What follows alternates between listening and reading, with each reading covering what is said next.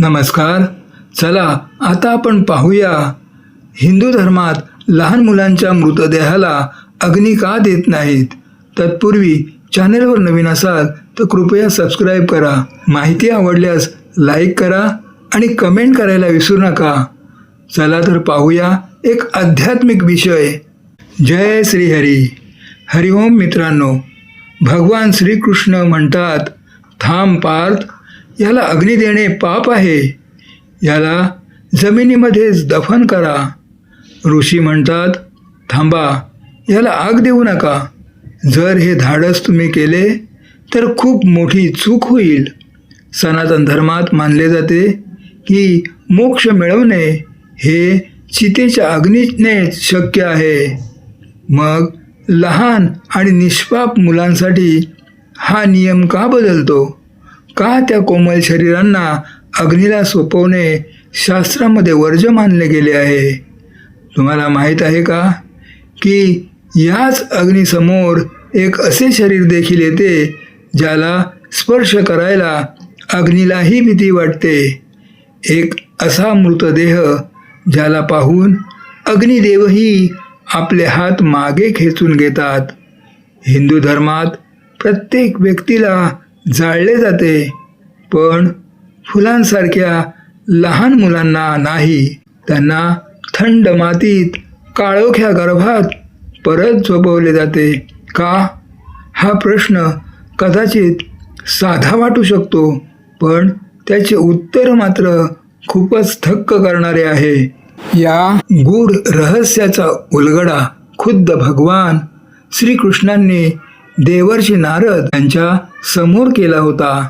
द्वारकेची संध्याकाळ आज काही वेगळीच होती. समुद्राच्या लाटा सुद्धा जणू आज शांत होऊन एखाद्या अघटित गोष्टींची प्रतीक्षा करीत होत्या. श्रीकृष्ण आपल्या महालाच्या उद्यानात एकटेच बसले होते. त्यांच्या बोटात त्यांची आवडती बासरी होती, पण आज त्यांचे ओठ शांत होते. जणू ते त्या शांततेचा आवाज ऐकत असावेत जो येणाऱ्या संकटाचा संकेत होता. तेवढ्यात आकाशातून एक ध्वनी घुमला.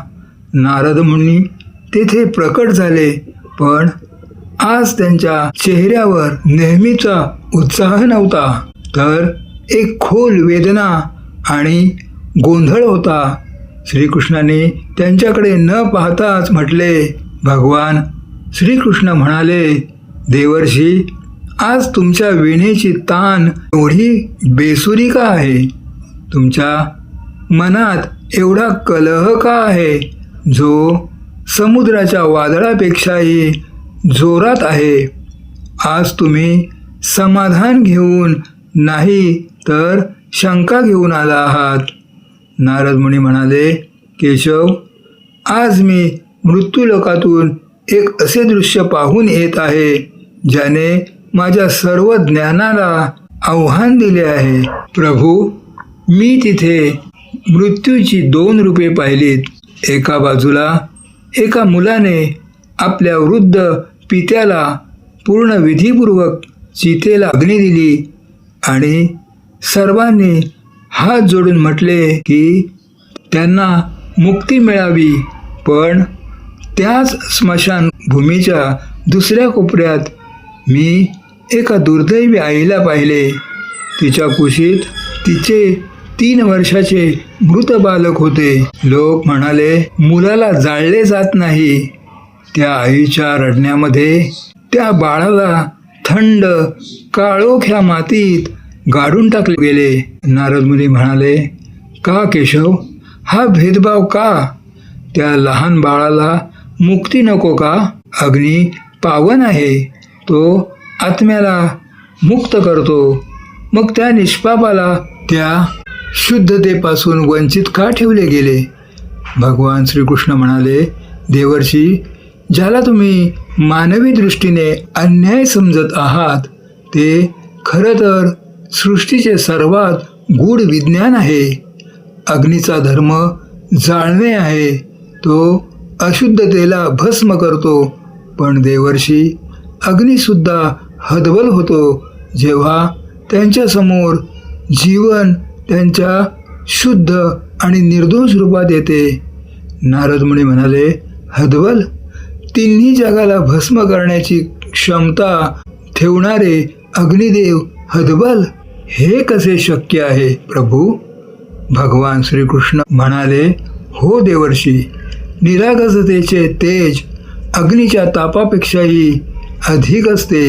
हे सत्य समजावून घेण्यासाठी मला तुला त्या प्राचीन कालखंडात न्यावे लागेल, जेव्हा खुद्द अग्निदेवांनी ऋषींसमोर आपली हतबलता मान्य केली होती. ही कथा महान ऋषी उग्रतपा यांची आहे. ही गोष्ट सत्ययुग आणि त्रेतायुगाच्या त्या संधिकालाची आहे. दंडकारण्य वनात ऋषी उग्रतपा यांचा आश्रम होता. त्यांचे नाव जसे होते तसेच त्यांचे व्यक्तिमत्व होते. त्यांनी कित्येक वर्ष कठोर तपस्या केली होती. आयुष्याच्या शेवटच्या काळात त्यांना एक पुत्ररत्न प्राप्त झाले, ज्याचे नाव चैतन्य ठेवले गेले. चैतन्याच्या डोळ्यात असे काही तेज होते की जो कोणी त्याला पाही तो आपले सर्व दुःख विसरून जाई. पण नियतीला काही वेगळंच मान्य होते. जेव्हा चैतन्य फक्त 3 वर्षाचा होता, एका अमावस्येच्या रात्री त्याचा श्वास अचानक थांबला. ऋषी उग्रतपा घाबरले. त्यांनी आपली सर्व सिद्धी, सर्व मंत्र पणाला लावले, पण चैतन्य पुन्हा जिवंत झाला नाही. ऋषींचा विलाप आधी शोकात आणि नंतर भीषण क्रोधात बदलला. त्यांनी संकल्प केला की ते आपल्या पुत्राचा अंत्यसंस्कार सामान्य लाकडांनी नाही तर विशिष्ट मलयगिरी चंदनाने करतील. स्मशान घाटावर एक विशाल चिता सजवली गेली. ऋषींनी त्यात खूप शुद्ध तूप टाकले. त्यांनी पेटलेली मशाल चितेत टाकली.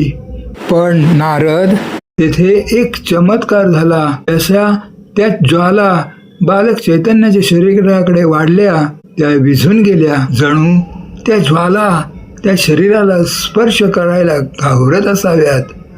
ऋषींनी पुन्हा पुन्हा प्रयत्न केला, पण प्रत्येक वेळी अग्नी शांत झाला. हे पाहून ऋषींचा राग अनावर झाला. त्यांना वाटले, हा अग्निदेवाचा अहंकार आहे. ऋषींनी कमंडलूतील जल बाहेर काढले आणि अग्निदेवाला शाप देण्यासाठी हात वर केला. ऋषी उग्रतपा म्हणाले, प्रकट हो अग्नी, आत्ताच्या आता कारण सांग, नाहीतर आज मी तुला या सृष्टीतून कायमचा लुप्त करून टाकीन. अचानक एक भयानक गर्जना झाली आणि अग्नीच्या ज्वालांमधून स्वतः अग्निदेव प्रकट झाले. त्याच्या आवाजात ढगांच्या गडगडाटासारखी गंभीरता होती.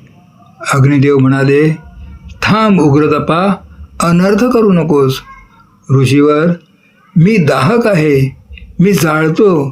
पण मी काय जाळतो? मी शरीराला नाही तर आत्म्यावर साचलेली घाण आणि संस्काराच्या थरांना जाळतो. एखादा माणूस जेव्हा जीवन जगतो तेव्हा तो कर्म करतो, खोटे बोलतो, वासना आणि क्रोधात अडकतो. त्याचे शरीर या विकारांनी अशुद्ध होते. पण या बालकाला पहा, याने अजून जीवन पाहिलेच कुठे आहे. याच्या मनात ना मीपणाचा अहंकार आहे, ना कोणाबद्दल द्वेष. हे तर साक्षात ईश्वराचेच शुद्ध रूप आहे. अग्निदेव म्हणाले, मी अशुद्धतेला जाळू शकतो, पवित्रतेला नाही. जे आधीच कुंदन आहे त्याला आगीत टाकून मी काय शुद्ध करणार? ऋषीवर, हे कच्चे गाडगे आहे. एका कुंभाराने बनवलेले कच्चे गाडगे आगीत भाजले जात नाही. जर ते फुटले तर त्याला पुन्हा ओल्या मातीत मिसळले जाते, जेणेकरून कुंभार त्याला पुन्हा नवीन रूप देऊ शकेल. याला मला नका सोपवू, याला याच्या खऱ्या आईच्या कुशीत द्या.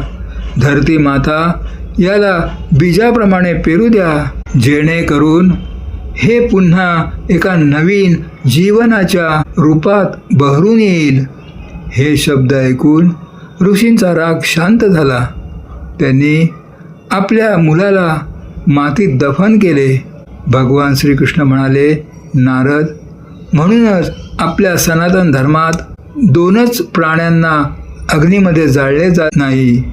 एक परम संन्यासी आणि दुसरे अजाण बालक. संन्यासाचा मी मेलेला असतो आणि बाळाचा मी अजून जन्मलेलाच नसतो. हे दोघेही अग्नीच्या पलीकडे आहेत. नारद मुनी म्हणाले, केशव, आज माझे डोळे उघडले.